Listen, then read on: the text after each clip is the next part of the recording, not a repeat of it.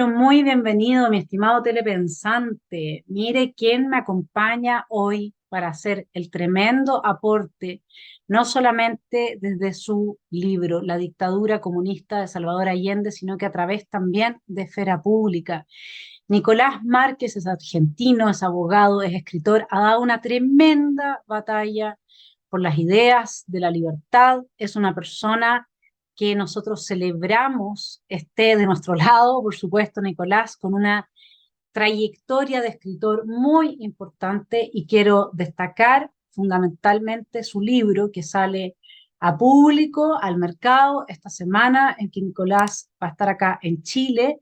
Lo llamo a que esté ahí atento, La dictadura comunista de Salvador Allende. Nicolás, muchas gracias por haber aceptado esta invitación de Esfera Pública a hacernos el aporte a los telepensantes. Hola, Vanessa. Realmente es un placer estar contigo, con tu público que es de tanto nivel intelectual, y no es por algo te siguen, y que me dé la chance de poder llegar a ellos por tu intermedio y de poder mostrarles este libro. Así que el agradecimiento además en una conversación tan próxima a mi llegada a Chile, ¿verdad? Estoy muy ansioso con todo lo que vamos a hacer ahí, con lo que puede pasar con el libro. La preventa ha sido brutal y bueno, vamos a tratar de difundirlo a como dé lugar. Yo creo que lo fundamental para que entienda mi estimado telepensante, Allende era un dictador y aquí Nicolás Márquez trabaja muy bien la tesis que nos muestra que bajo una apariencia de democracia puede ir avanzando una férrea dictadura y ahí él nos pone en la encrucijada de pensar siempre, ¿no es cierto?, en si finalmente ese golpe que faltaba, ese de timón, ¿no es cierto?, para que se consolidara la revolución en Chile y terminara por ser evidente la dictadura de Allende, se iba a poder dar porque en esa época, voy a citar aquí, te voy a citar directamente, Nico, dice, Nicolás se pregunta, ¿tenía entonces coraje y liderazgo el conflictuado Salvador Allende como para ir a fondo y encabezar tamaño escenario de sangre revolucionaria? Estábamos a puertas de una guerra civil y las consiguientes muertes en masa que sobrevendrían a esta guerra civil, tomándonos el atrevimiento de abrevar en Ortega y Gasset, digamos que o el hombre domina y comanda sus circunstancias o las circunstancias dominan y devoran al hombre. Nicolás, entrar en Salvador Allende, plantear y mostrar de forma tan clara, prístina, mi estimado telepensante, con mucha pasión, la pasión que genera el que se ha mentido durante décadas respecto de lo que fue un dictador en Chile. ¿Cuál es en un resumen, en una síntesis, lo que tú podrías decir respecto de este personaje al que has dedicado sus buenas horas, así como a tantos otros y en comparación con tantos otros, como por ejemplo el Che Guevara, Evo Morales, y un largo etcétera, de hombres que han aportado a la humanidad altas dosis de dolor? Bien, bueno, mira, los argentinos, he leído en alguna estadística, en algún paper alguna vez, son propensos a ir al psicólogo. Creo que somos el país que tiene mayor cantidad cantidad por habitante que hacía a sesiones de terapia. Y como cierta vocación de biógrafo, aunque esto no es una biografía, sí trato de abrevar un poco, trato de indagar, sin ser yo psicólogo, pero de indagar un poco en características personales, en aspectos de su fuero íntimo, sus influencias. Em, los informes de inteligencia, por ejemplo, de la Unión Soviética de la época y de Alemania comunista que yo cito, que preparan los respectivos embajadores a sus respectivas cancillerías, que ellos toman por lo que van viendo del proceso revolucionario de la Unidad Popular con Allende a la cabeza y de los dichos de los hombres que estaban a la par de Allende, Carlos Altamirano, Luis Corbalán, los líderes del Partido Socialista y Comunista, que eran los dos partidos del sostén político de la UP.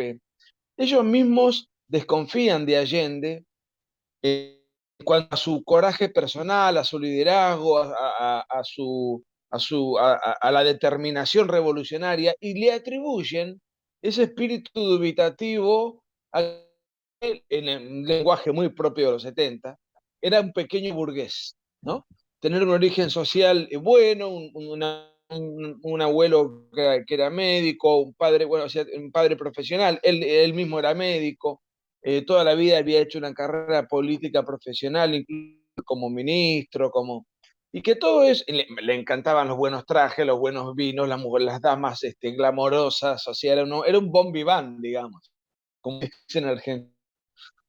Sin embargo, yo no le atribuyo ese espíritu conflictuado a eso, porque hay muchos otros líderes de la izquierda internacional muy arrojados y que tienen orígenes de clase alta o refinados. El Che Guevara, Fidel Castro de dinero, al Carlos Altamirano mismo. Eh, Allende yo creo que tenía conflictos. Yo creo que era una cuestión de coraje, no era una cuestión de clase social, de pertenencia. Además, estaba influido por tendencias, él era masón, era un hombre ateo y se define a sí mismo marxista-leninista, pero su marxismo-leninismo, y eso él se lo confiesa en el famoso reportaje que le hace Regis Debray, era panfletario, o sea, para estudiar a Marx, y tú que eres filósofa, sabes de sobra que no es un asunto así menor, de estar ojeado, de que realmente sentarse y ponerse y concentrarse y tomar cursos o clases, o sea, no es una menor. Él era más bien un marxista elemental, digamos, rústico. Admiraba a Stalin y de hecho yo recojo en el libro un encendido homenaje que él le brinda a Stalin, nada menos que a Stalin. Esto importante, fue un hallazgo cuando se lo presenta como un demócrata, como un hombre tolerante, como una especie de socialdemócrata que no pudo, caritativo, que no pudo terminar sus reformas o sus...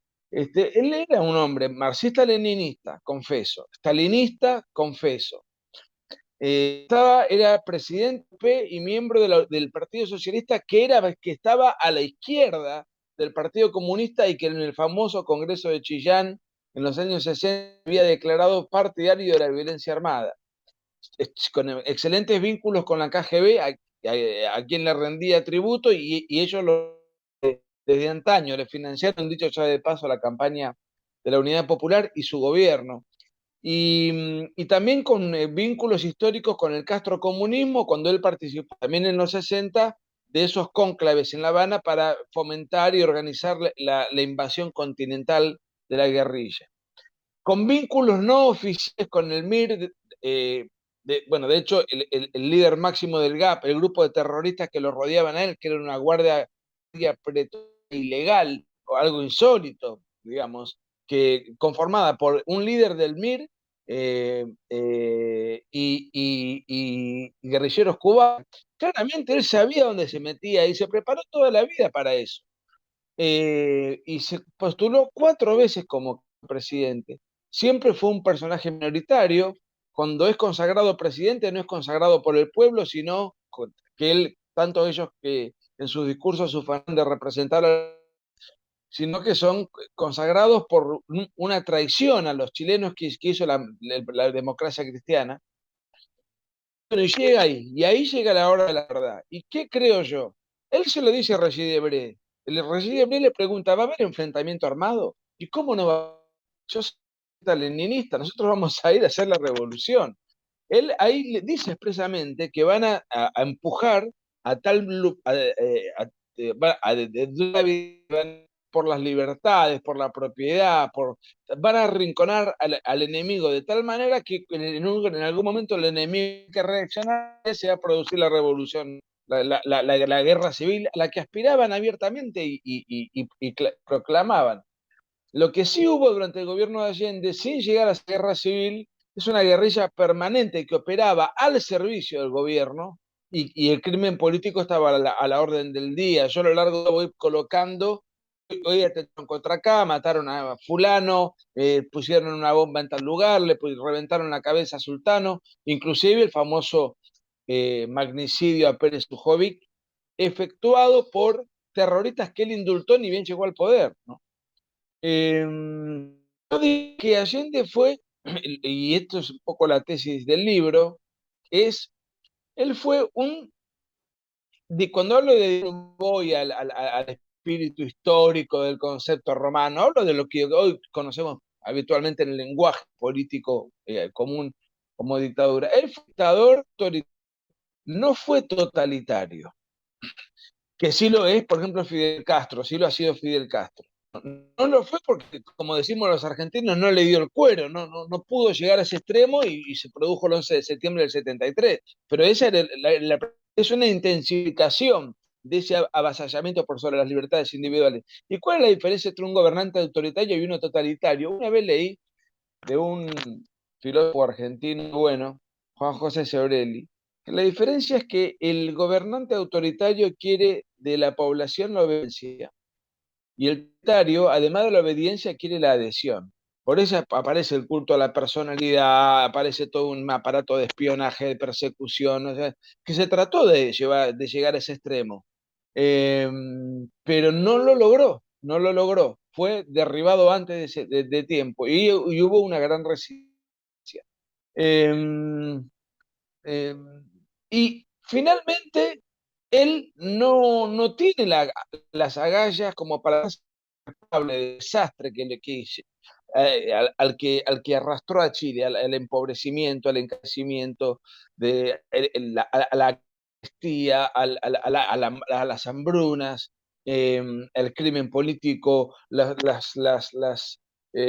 tremendas expropiaciones.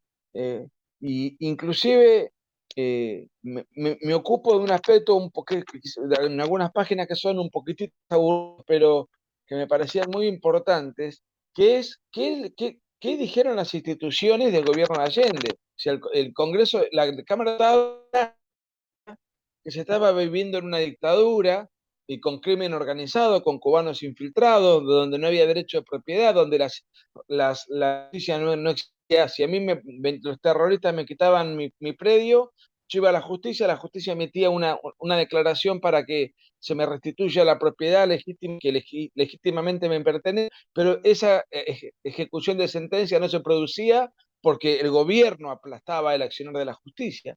Por eso la Corte lo y lo pone fuera de la ley, fuera de la Constitución, y lo mismo la Contraloría.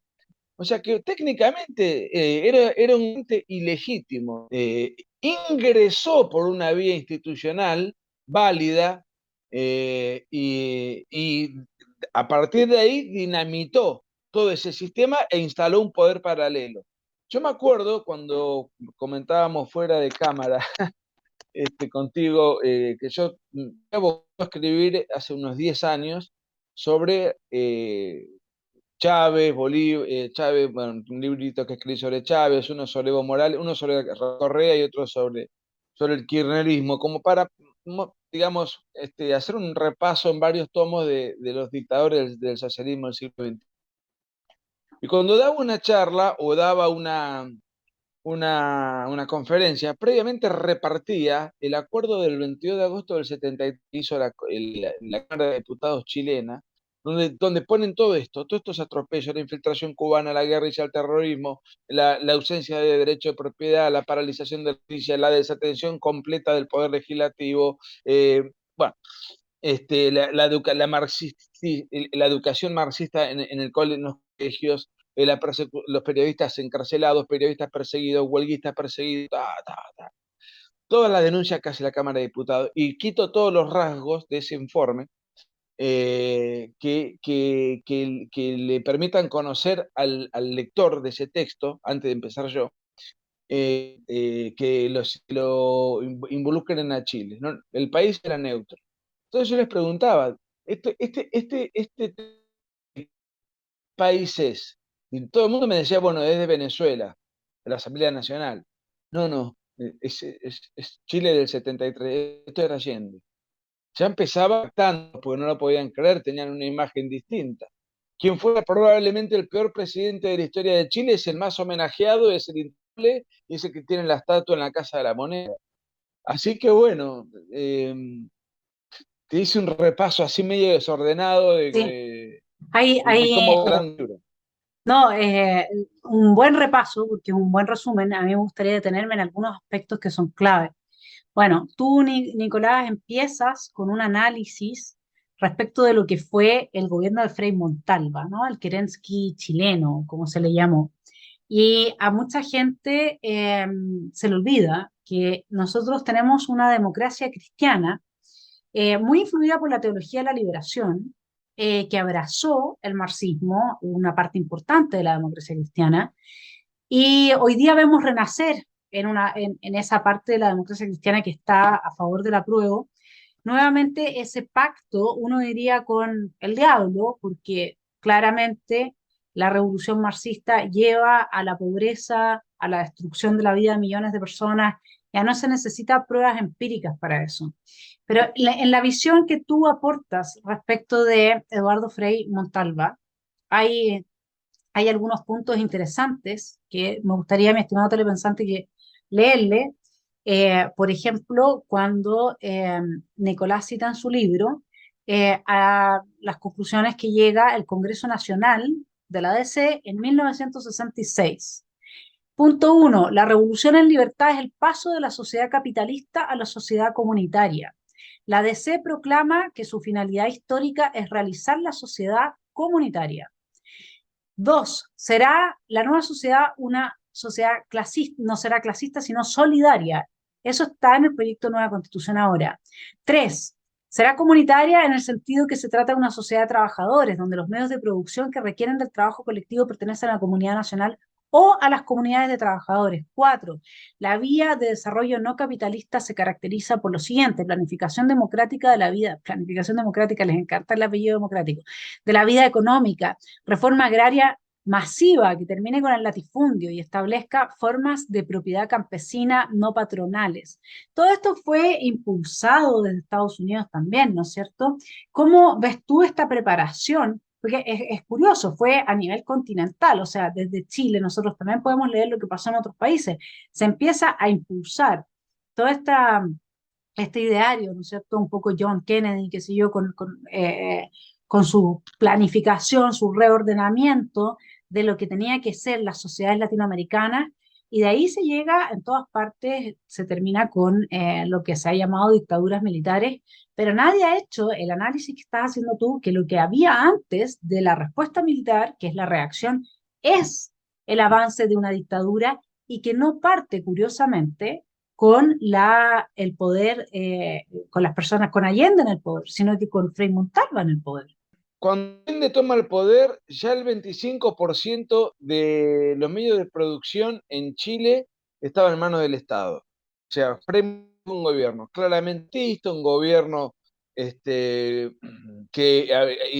abrió vínculos con la Unión Soviética, con todos los países de la Unión Soviética, y como tú bien dices, muy influido por la teología de la liberación, algo común a nivel regional, no era solamente culpa de la democracia cristiana, pero de la liberación era gravitante, a pesar de que yo cito, no quiero aburrir al lector, pasajes cíclicas, unos pasajes bíblicos donde ponen de manifiesto la incompatibilidad absoluta entre el cristianismo y el marxismo. Eh, a punto tal que hay un sector de la que se escinde de la democracia cristiana y se va con la UP, porque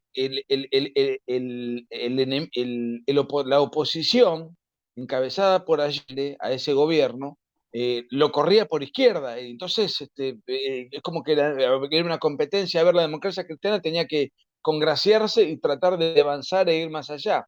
Se hizo una ley de reforma agraria muy gravitante, y bueno, se comenzó la emisión de monedas sin respaldo, el aumento de los impuestos, ya había toda una preparación, había una preparación.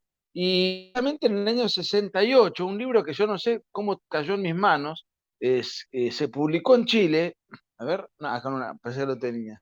Se publicó en Chile un libro sobre el cual le rindo tributo, porque que es el capítulo inicial que se llamó Frei el Keresky chileno, que fue una bomba, a tanto que Frei manda a prohibir a ese libro.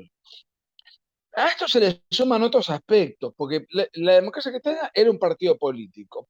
La persona por ahí más importante del mundo eclesiástico de la época en Chile era el arzobispo eh, Enrique Enríquez, que era un hombre abiertamente enrolado en la izquierda, el que lo fue a recibir a Fidel Castro cuando entró a Chile durante un mes, se queda, que permanentemente trataba de conciliar a cristianos y marxistas en un mismo fin solidario, etcétera, etcétera. Había un ambiente, cuando en realidad lo que debería haber hecho la Iglesia es denunciar la penetración marxista en la cristiana, lo que hacía era acompañar el proceso.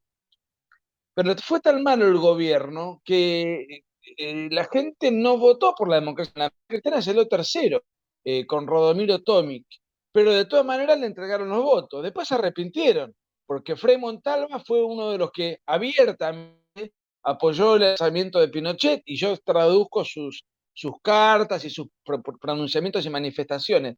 Pero ya había un ablandamiento de su perfil, digamos, en la reacción como para que un personaje como Allende llegara a tomar el poder del Estado, ¿no? La democracia cristiana tiene una deuda con eso, porque si ellos le hubiesen dado el voto a la derecha, y aunque no lo quisieran Allende, a Alessandri, Alessandri había dicho: yo llego y subo, yo renuncio, ustedes denme los votos, yo llamo a elecciones y que Chile elija entre comunismo o libertad, y hubiese ganado la libertad, porque Allende solamente 36% de los votos, y nunca sacó más que eso. Inclusive en marzo del 73, cuando se producen las elecciones de medio término y la dictadura de Allende las pierde por 10 puntos, pero también ahí yo entro en otro aspecto menos conocido, que en uno de tus videos, he seguido tus videos, tú mencionas, y yo ahí entro con varios datos que me fueron pasados, y que fue cuando la Unidad Popular fabricó para sí mismo 300.000 votos de fantasía, o sea, como decimos en Argentina, todos. Entonces, que equivalían a un 10% de los votos, o sea que o sea que la UP hubiese perdido en el 73 por el 20% de los votos, no por el 10 como perdió, si los sufragios hubiesen sido limpios. Y nunca pudieron ampliar la base, solamente al principio, los primeros 4 o 5 meses, donde estaba de moda la revolución del vino y la empanada. Pero a medida que fueron aplastando las libertades, el terrorismo obraba a vista y paciencia, y se movilizaban por las calles sin ningún tipo de control. La justicia no funcionaba, los fondos eran expropiados, 7.000 sentencias judiciales no cumplidas. Empezaron a organizarse grupos de autodefensa porque no tenían a la seguridad pública para defender, ni tampoco tenían a la justicia. Entonces empezaron grupos de autodefensa, yo menciono varios de ellos, que eran vecinos que se armaban y se ayudaban mutuamente ante eventual posibilidad de que venga un grupo terrorista a ocuparles el predio. Fue una cosa espantosa, ni hablar la inflación, el desastre gubernamental. Y hay alguna cosa también, para redondearte la idea, de cómo la democracia cristiana pavimentó esto. eh, Algunos miembros del gobierno de Frei Montalva fueron luego miembros del gobierno de la UP, como por ejemplo Jacques Chonchol, que era la persona encargada de la reformaria virtualmente. Así que sí, había y el cardenal Silva Enríquez iba a los actos públicos, como en el principal, como apoyando la causa, etcétera, etcétera. Sí, Yo mira, lo busqué. Sí. es que esa descripción que tú haces de mi estimado telepensante, que está muy buena, y que, como dice Tocqueville, en la luz del pasado tiene que iluminar el presente. O sea, el mensaje para los amarillos, el mensaje para la gente que por ser cristiana se salió de la democracia cristiana hoy día, El mensaje para aquellos que todavía siguen creyendo que ese es un partido en el que pueden habitar, como Jimena Rincón, a pesar de que el partido está absolutamente eh, atrapado en esta decisión totalitaria. Porque hay que plantear una cosa clara, o sea, el libro de Nicolás Márquez hoy día en Chile es un libro que puede ayudar, ser uno de los factores y las variables importantes para la toma de conciencia que nosotros necesitamos en distintas, digamos, en distintos grupos sociales. Uno de esos grupos es un centro democrático que cae víctima de la tentación, de la manipulación que hace un sector de la iglesia que claramente es marxista. Y ese sector de la iglesia es el sector que tiene una lectura de Jesús como un Jesús resentido, un chandala, como dice Nietzsche. Entonces, resentido por la desigualdad, resentido por los talentos de otros, resentido, o sea, todo hay que igualarlo, aunque eso signifique que nos destruyamos unos a otros, nada menos cercano a Jesús que ese mensaje, ¿no? Y la teología de la liberación va hacia allá. Otro tema importante es la figura de Allende como dictador. Es muy interesante cómo, Nicolás, vas tú tomando cada uno de los hilos de esta personalidad que, claro, como tú dices, le atribuyeron esto de que en realidad era burgués, no tenía el coraje, no estaba tan convencido, no se había formado bien en los temas ideológicos. Sin embargo, tú aquí citas a Víctor Farías, otro de los exonerados, digamos, y silenciados en nuestro país, porque prácticamente sus obras no han sido estudiadas, que debieran de ser estudiadas en todas las escuelas y en las universidades, sobre todo por quienes estudian historia. Voy a citarte, bajo el título Resabios de Juventud, Nicolás escribe, digresión. Los extraños lazos ideológicos y políticos de Allende con el nacionalsocialismo en los años 30, que ya hemos visto varias décadas después, le trajeron un gran disgusto personal al caza nazis más famoso del mundo, Simón Wiesenthal, puesto que este le solicitó formalmente en agosto de 1972 al dictador chileno, sí, mi estimado telepensante, acostúmbrese, Salvador Allende, el dictador chileno, le solicitó Simón Wiesenthal la extradición del ex oficial de la Marina alemana, Walter Rauff, para su posterior juzgamiento. Se acusaba a Walter Rauff de ser el responsable de la muerte de 100.000 personas durante la Segunda Guerra Mundial, sobre todo con este sistema de poner los tubos digamos, de escape al interior de vagones cerrados e intoxicar a la gente y asesinarla así, imagínense. Y sigo con Nicolás, para materializar la extradición solicitada, solo bastaba que Allende hiciera uso del artículo 17 de la ley 6.027 para motu propio, expulsarlo legalmente de Chile sin mayores trámites. Sin embargo, Allende lo amparó, cobijó, protegió y desatendió por completo el reclamo interpuesto por Vicental. Todos los pormenores de esta historia fueron estudiados, cita entonces Nicolás a Víctor Farías y su libro Salvador Allende, El fin de un mito. ¿Cómo es, cómo podemos seguir contribuyendo a que este sea el fin de un mito y cómo ves tú esta relación entre un señor marxista y supuestamente, según le han enseñado a las nuevas generaciones, eh, el enemigo del marxismo, la extrema derecha, es el fascismo? Entonces, ¿este sería un Allende de derecha?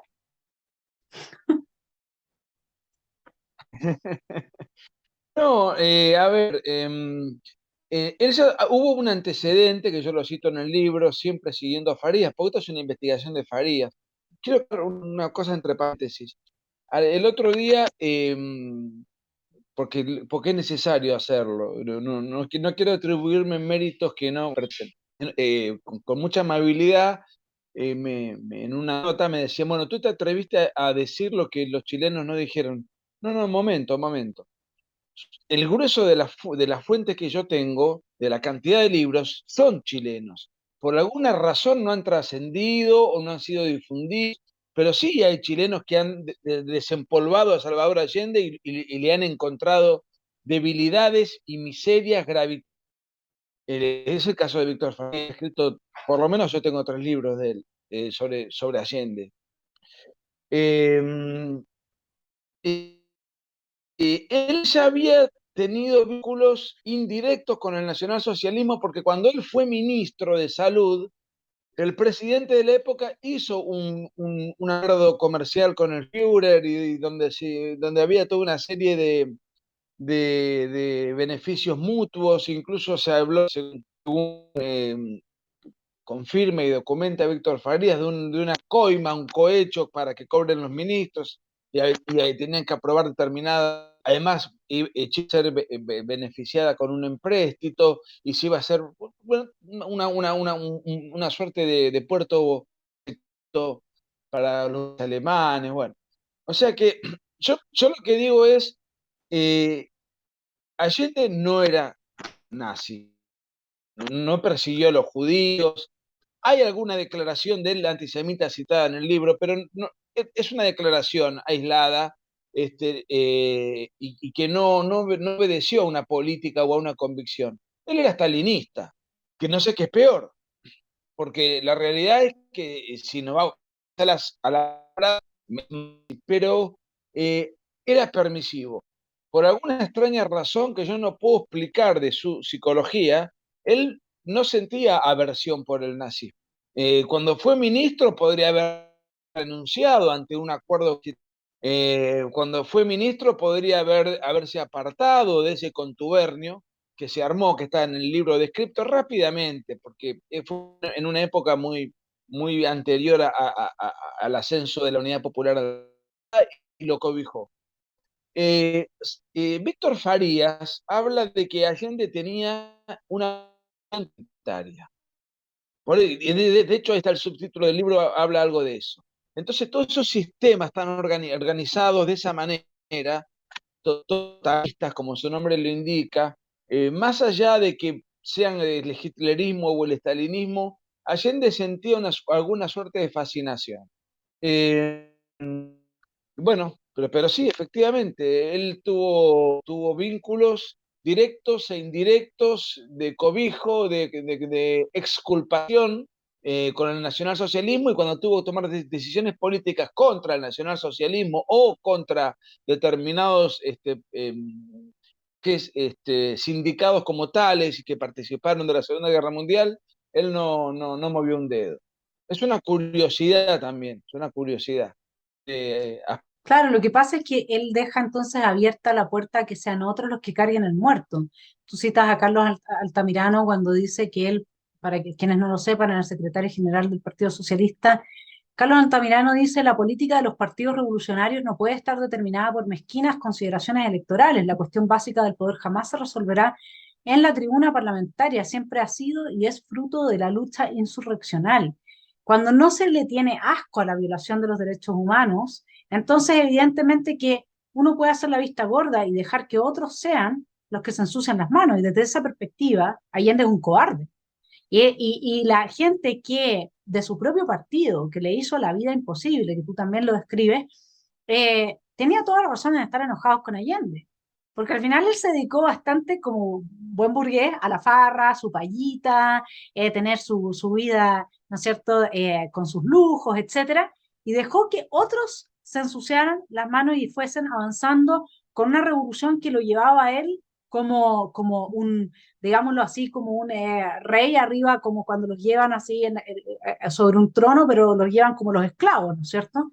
Entonces ahí es cuando uno empieza a observar también la animadversión que le empieza a generar entre su propia gente por ser una persona que no se ensucia las manos, y es ese un rasgo importante para la percepción que tienen los jóvenes hoy día en Chile de que este sería un tremendo héroe, que solamente quería el bien de la humanidad, que era una persona buena, que en realidad lo sobrepasaron las circunstancias, pero en eso de no hacer nada puede haber algo de cobardía, puede haber mucho interés y mucha sapiencia política también al no ensuciarse las manos. ¿Cómo lo ves tú ese rasgo?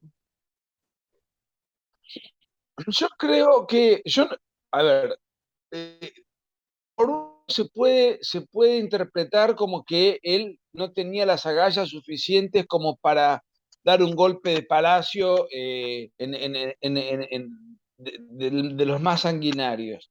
Por otro lado, se puede interpretar como que él veía que no estaban dadas las condiciones, porque que yo sí, está muy bien, me lo regalaron, incluso para hacer este libro, que es del año 75, 76, que escribe un peruano al rescate de Chile, Eudosio Rabines, y yo le robo una frase, me tomo esa licencia. Él dice que Allende, ¿cómo gobernó la Unidad Popular? Era una minoría que quiso apabullar a una mayoría. Y hay un momento determinado donde él va a una universidad donde ve una ebullición izquierdista radical, con encendidos discursos, etcétera, etcétera, tremendos, eh, porque se hablaba de pacífica del y de violenta, que en un momento determinado y había que pasar de una a la otra, y eso era un hecho determinante, o sea, simplemente había que ver cuál era el momento específico.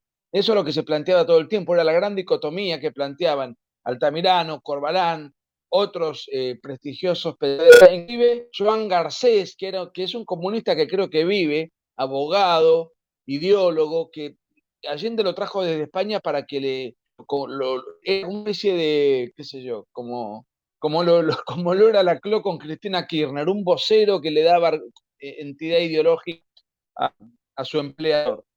También hablaban de que esto era inevitable, el traspaso de la vía pacífica a la vía violenta. Y en un momento determinado, Allende va a ese cónclave universitario, ya siendo presidente, donde todos le exigían apurar y la velocidad de la evolución. Y él, a sabiendas de eso, y esto lo saco de un informe de inteligencia de Argentina, de un libro de Juan Bautista Joffre, donde el embajador argentino le y cosas que iban pasando, eh, saca un libro de Lenin, Allende, cuando le toca hablar, y es Lenin el que habla del afiebramiento juvenil, el infantilismo izquierdista, de querer hacer la revolución de un martes a un jueves, que eso requiere de determinadas condiciones, etcétera, etcétera. Entonces, Allende advierte que Chile todavía no tenía esas condiciones, y entonces dice, no me sirven a mí, sirve a Lenin. Eh, o sea que yo no tengo claro, y no sé si Allende lo tenía claro, si es no el golpe brutal que se tenía que dar por falta de coraje o porque él no veía que podían tener éxito llevando al extremo la situación y que estar a la guerra civil, porque no dejaban de ser un tercio de la población, no dejaban de ser un tercio de la población. Y cuando la mayoría de los chilenos se di cuenta de que eran mayoría, porque durante los primeros dos años y pico es como que estaban azorados, abombados por la situación, rendidos por la situación.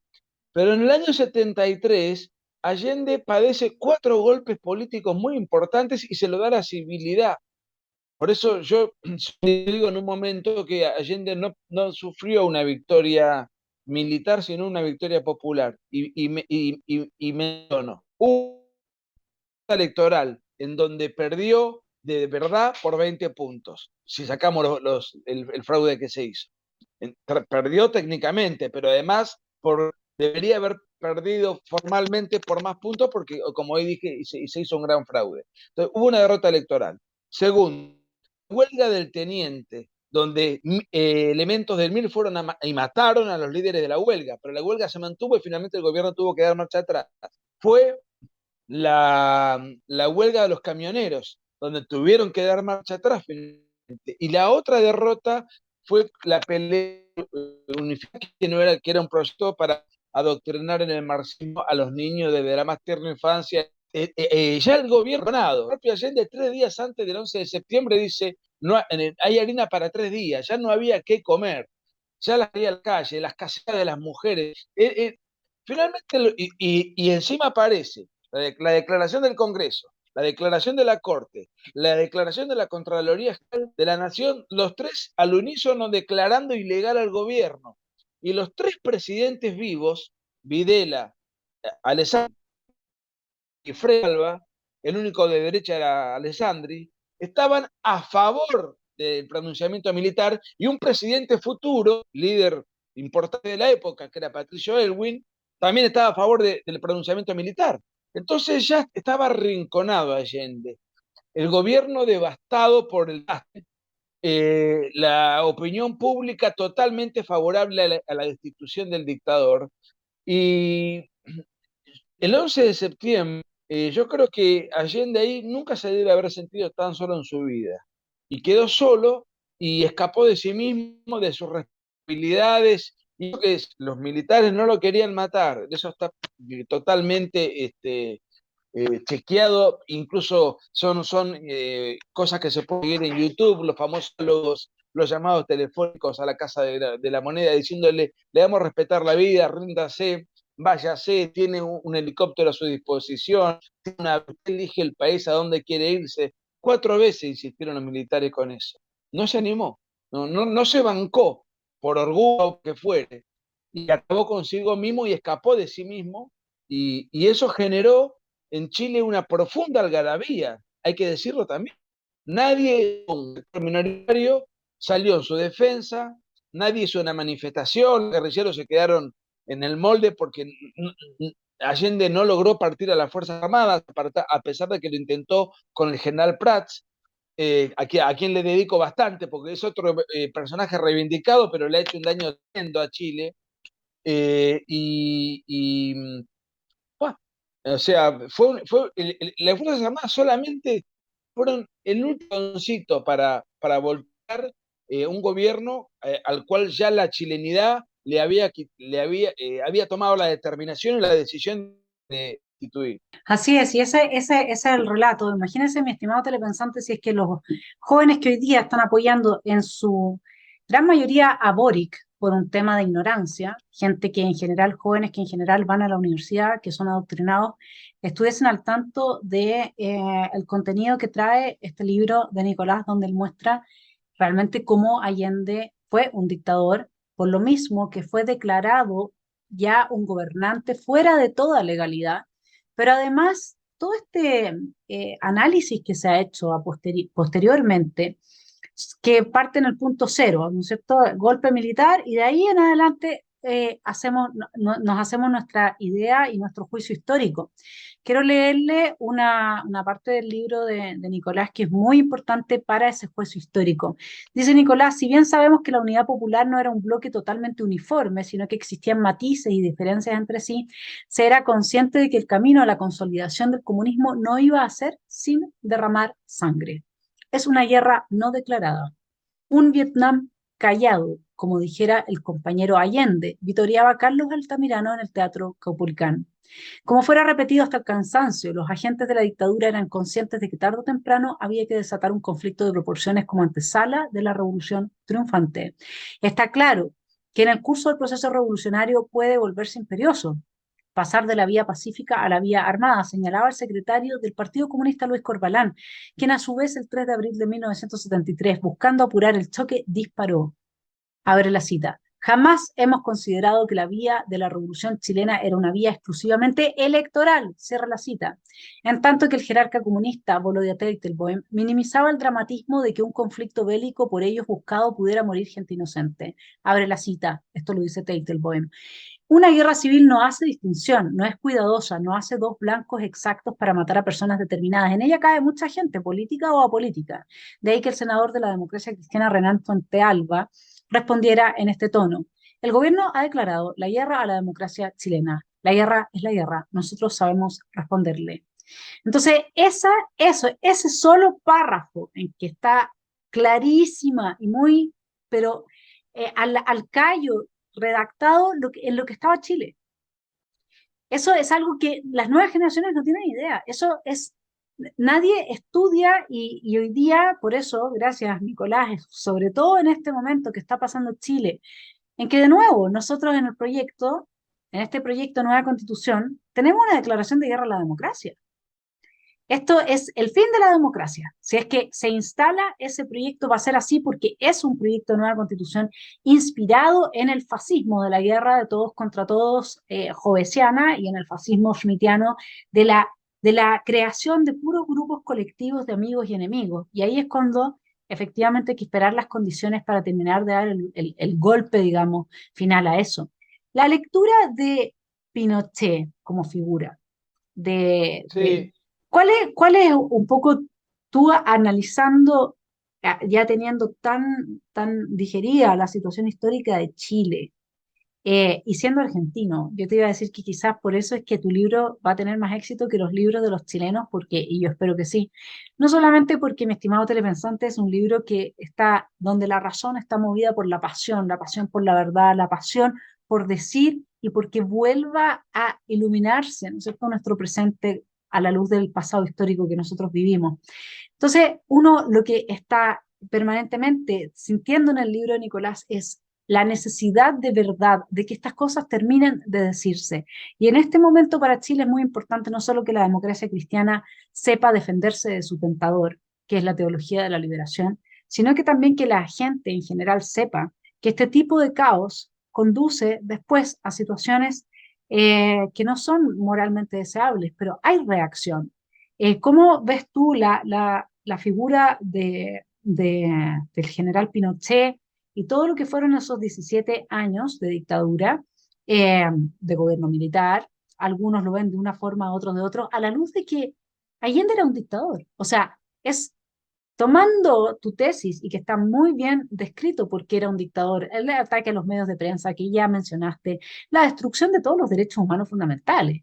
Y no, es que yo no hago nada, pero lo promovía, de alguna forma también lo permitía, no, ¿no es cierto? O sea, eso es una dictadura con apariencia democrática. Entonces, ¿cómo tendríamos que releer la historia a partir de entender y de asumir que Allende fue un dictador de lo que vino después, sobre todo, ¿no?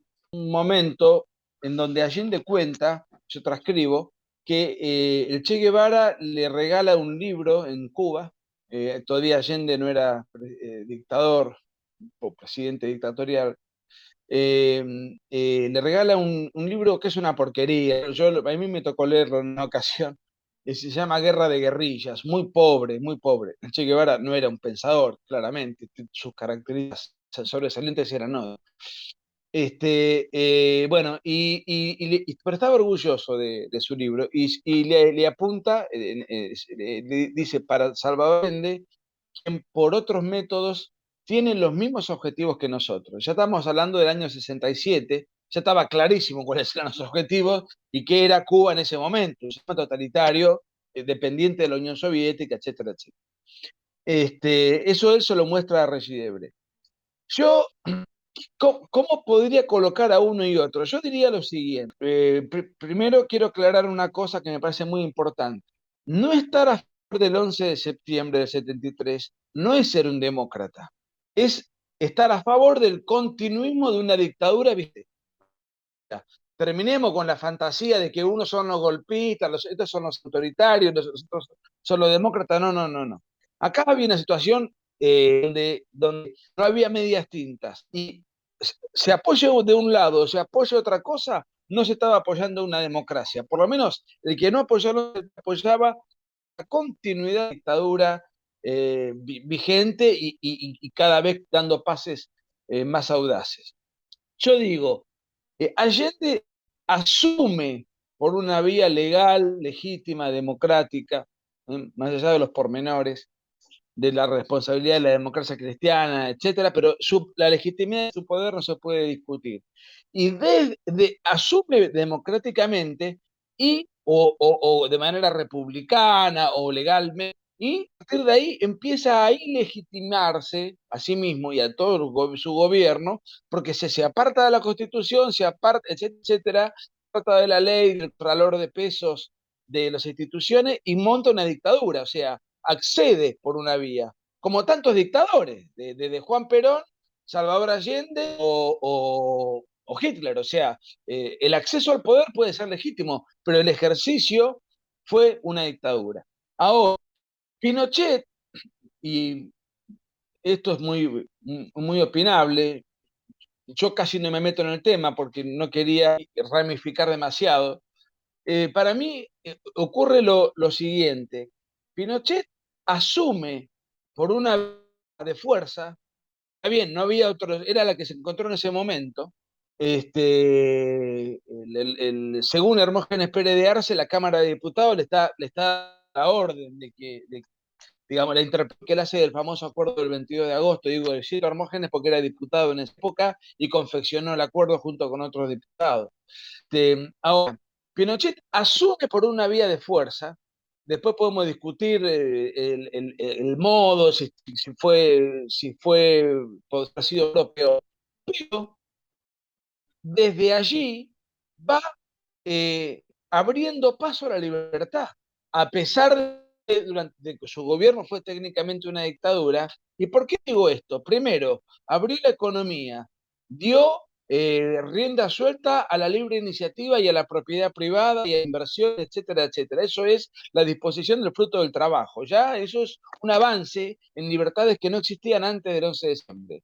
Hizo 3 plebiscitos, se plebiscitó 3 veces, en el 78, si mal no recuerdo, donde ganó abrumadoramente, en el 80, donde gana la constitución del 80, que fue una constitución muy bien pergeniada, a mi juicio, que le daba luego un mandato por unos 8 años más, con un tercer plebiscito que lo pierde. Y es natural que lo pierda porque después de 17 años de gobierno, por más consenso que tengas, ese consenso se pierde porque la gente se termina cansando. Y se va y le entrega el poder a Elwin dentro de una ceremonia republicana. ¿Y qué forma de reivindicación? 2 o 3 cosas que yo distingo. Una, se puede reivindicar el 11 de septiembre, se puede reivindicar el 11 de septiembre y el gobierno de Pinochet. ¿Y cómo se puede reivindicar el gobierno de Pinochet? De 2 maneras. De una manera explícita es manifestarse como pinochetista, partidario del gobierno militar. Y hay una implícita que es la más hipócrita, que es la de repudio a Pinochet, pero continúo con el control de su gobierno, con su transformación económica, con su transformación institucional, con el rumbo en curso, que es lo que hizo la concertación durante 20 años. Trataron de repudiar a Pinochet, de ensalzar a Allende, pero no aplicaron el programa de la Unidad Popular. Continuaron con el programa influido por Friedman que Pinochet impulsó. Entonces, y te voy a contar una cuestión. Yo no sabía escribir, había terminado un libro y sobre un asunto argentino, y Agustín Laje me dice, a vos que te gusta tanto eso Chile, que siempre te ha dado tan de cerca y siempre te ha interesado tanto, ¿por qué no escribís un libro sobre Pinochet? Y bueno, me sentí un poco tentado, pero eran 17 años. O sea, había un libro que me iba a demandar mucho tiempo. Y no se entiende Pinochet sin Allende. O sea, para escribir eso, primero había que hacer otro. Entonces fue ese razonamiento el que me llevó a escribir sobre Allende. Pero yo veo, para matizar, Allende accede por una vía democrática y desde la vía democrática va rumbo a una vía autoritaria, camino a una totalitaria no materializada a tiempo. Y Pinochet asumió por una vía de fuerza de facto, ejerció un gobierno militar eh, que se plebiscitó, donde existían recortes a las libertades individuales, eso también es cierto, pero con un enorme éxito, con apertura a libertad bajo llaves durante el gobierno de Allende y que se va por el voto popular también, que él mismo, al cual él mismo, sin necesidad de someterse, ¿quién lo iba a sacar? ¿Quién le iba a oponer? Y bueno, entonces digo, entró por una vía de fuerza y fue democratizando Chile. Esto es muy discutible. Chile entró por una vía, Allende entró por una vía democrática y fue dando dinamita la democratización chilena. O sea, como que eran dos caminos eh, exactamente opuestos. Su Sí, origen y en su ejercicio. muy interesante ese parangón que haces ahí. Yo quería, mi estimado telepensante, que usted supiese un poco más de Nicolás respecto a las obras que él ha escrito y para ir finalizando esta muy buena entrevista, que te agradezco, entrar en otro de los tópicos que también te ha preocupado y ocupado como escritor, como pensador intelectual, que es la batalla por las ideas y que lo podemos unir a la descripción que tú haces sobre el intento de implementación de la educación nacional unificada que hizo Allende y ante lo cual prácticamente todas las agrupaciones importantes en las universidades, en las escuelas, etcétera, se opusieron a este intento de adoctrinamiento masivo y sin embargo, hoy día se habla de la educación sexual integral que no es otra cosa que un adoctrinamiento masivo, y la gente no dice nada, no por ignorancia, porque ha faltado quizás más caja de resonancia a los contenidos de lo que significa promover el tipo de vida del andrógino, de que todo sea fluido en materia de identidad sexual, etcétera. Quiero, antes de finalizar con esa respuesta, que los telepensantes se enteren entre las obras de Nicolás para que se entienda por qué es tan profundo y por qué está tan bien hecho el trabajo en este libro, La dictadura de Salvador Allende, porque Nicolás ha hecho un trabajo durante toda su vida como escritor intelectual. Quiero mencionarle algunas otras obras: La mentira oficial, El setentismo como política de Estado, El Vietnam argentino, la guerrilla marxista en Tucumán, El canalla, la verdadera historia del Che, se lo recomiendo, muy buen libro, lo leyeron mis hijos también, excelente libro. Chávez, de Bolívar al narcoterrorismo, El impostor, Evo Morales, de la Pachamama al narcoestado. Ahí está el tema del narcoestado que hemos levantado también mucho en esfera pública. El cuentero, de Carondelet, Rafael Correa, ¿no es cierto? Cuando el relato es una farsa, la respuesta a la mentira kirchnerista, y un largo etcétera que termina, ¿no es cierto?, ahora con el libro negro de la nueva izquierda. Ah, no, ese es del 2016. Y La máquina de matar, biografía de Che Guevara, la guerra civil argentina, en 2020. Esa es la última referencia que sale al menos en Internet. Entonces, he ahí por qué una persona desde fuera, desde Argentina, puede entender también el fenómeno y probablemente mucho mejor que muchos de nosotros, no solo porque lo mira de afuera, sino que porque además tiene un trabajo muy extenso de investigación y de comprensión de la realidad latinoamericana. Y ahora también has entrado en todo este tema de la batalla cultural, y a eso iba mi pregunta final en esta muy buena entrevista, que es, bueno, antes parece que la gente tenía algo de, uno podría decir, sensibilidad y resistencia frente al adoctrinamiento.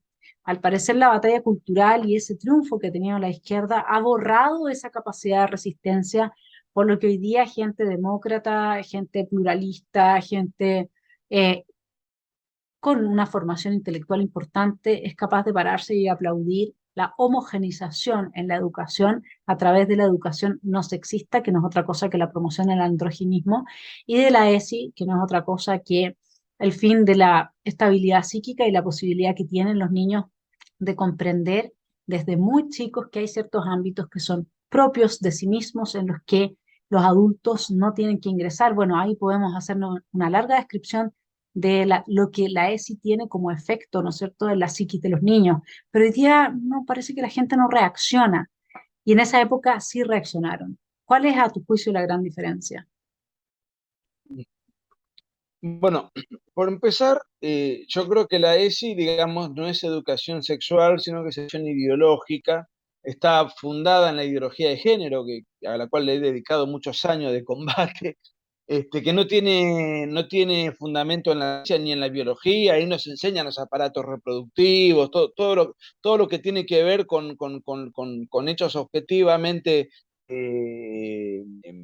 científicos, sino con que uno es aquello, no es aquello que es por naturaleza, sino que es aquello que es conforme su acepción, de toda una sarta de fantasías. Y además eso es una imposición, porque yo como docente no puedo oponerme a enseñar eso. Están los textos de estudio, se violenta la objeción de conciencia. Los colegios religiosos o privados o que tengan otro ideario institucional la tienen que aplicar igual, y además se violenta la patria potestad, porque en materia de valores tan sensibles, la familia es la que tiene que prevalecer y la escuela accesoriamente educar en ciencia. No, acá chicos, un conjunto de ideas totalmente confusas, anticientíficas, y en segundo lugar viene la familia. Así que libertades que viola la ideología de género, en este caso a través de la ESI, ¿no?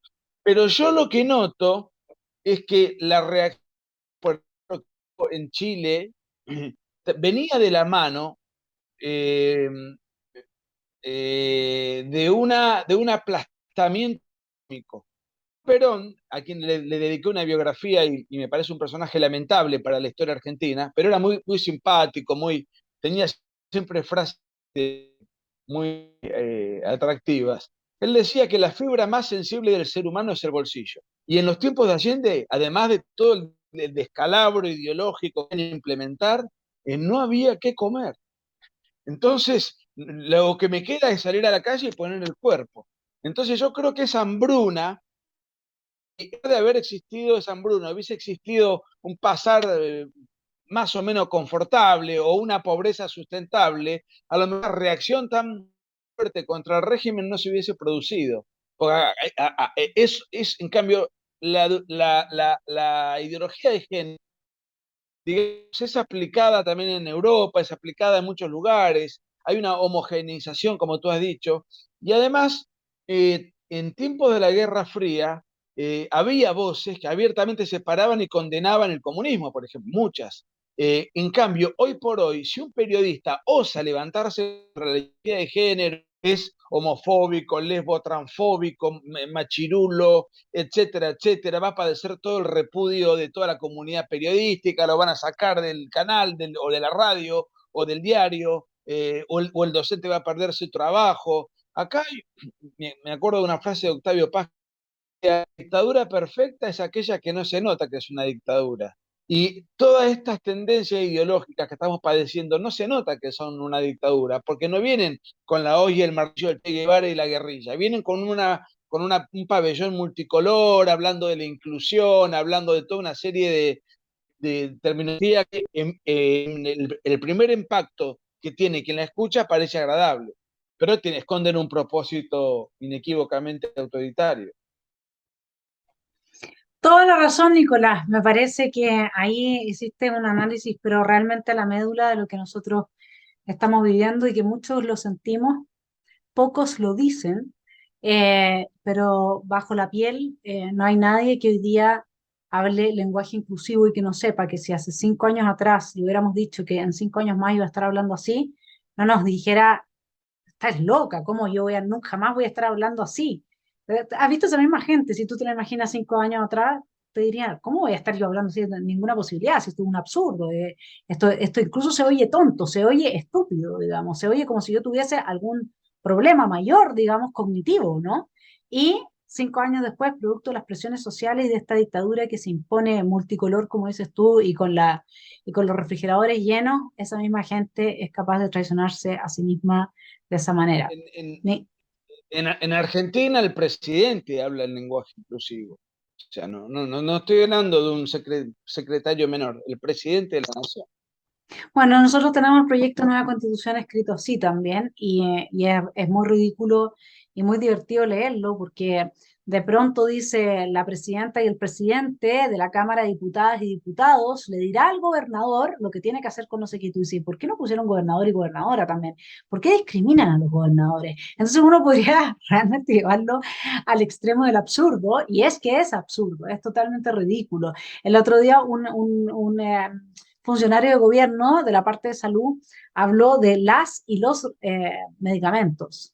Las y los medicamentos. O sea, ya es como, ¿no? O sea, increíble cómo se adecua la psiquis, ese poder de adaptación que tenemos por la sobrevivencia, pero que en realidad, si es que nos adaptamos a este tipo de dictaduras encubiertas, terminamos sin duda que no sobreviviéndolas. Nicolás, muchas gracias por estar en Esfera Pública.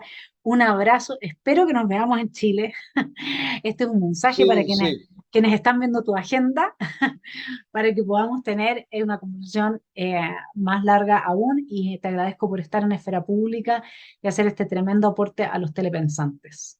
Bueno, para finalizar, toda mi gratitud, me siento orgulloso de haber participado de tu prestigioso espacio, siempre tan relevante a nivel académico, con una persona de tu gravitación y de tu prestigio a nivel regional. Y voy a aprovechar para decir el día que estoy libre.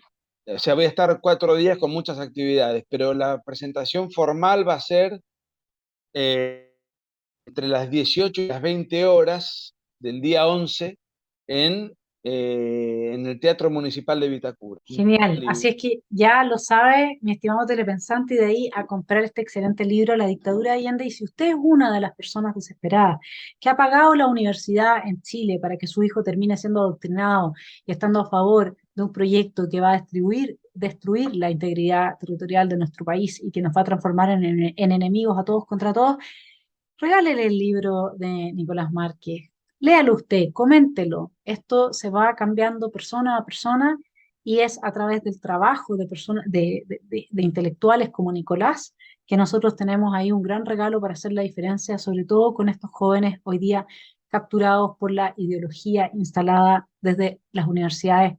Nicolás, nosotros tenemos de las universidades más caras del mundo y es increíble que la gente como decimos en Chile, en buen chileno, se parte el lomo trabajando para poderle pagar la universidad a sus hijos y finalmente se encuentra con que sus hijos en realidad, en lugar de sacar un título, terminaron adoctrinados con una ideología. Es muy triste. Es así. Bueno, en Argentina no, es gratuita, ahí se la pagamos entre todos, pero formalmente es gratuita. Así que el adoctrinamiento es masivo, por el nivel de alumnos es mayor por el hecho de la gratuidad.